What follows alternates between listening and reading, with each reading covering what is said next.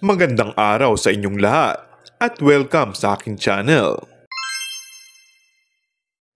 Kung magkasabay ngang pumunta ng Dubai, UAE at London, United Kingdom kamakailan, sina Paolo Avellino at Kim Chiu para sa TFC event doon.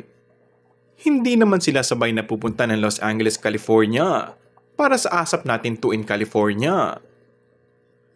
Pero wag daw mag-isip ng kung ano at baka bigla mag-conclude na may problema sa pagitan ni Paolo at Kim. Kaya hindi sabay na aalis pa LA ang rumored couple ay dahil may show pa sa Kissimmee, Florida ang aktor. Bibida muna si Paolo sa TFC Happy Hour sa Kissimmee kasama si Maymay Entrata ngayong Sabado sa Osceola Heritage Park Event Center ang show nila.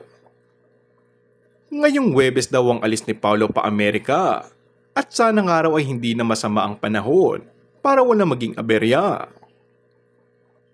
After sa Florida, ay bakasyon na muna si Paolo bago siya pumunta ng LA para naman sa ASAP Natin 2 to Show Toyota Arena sa may Ontario.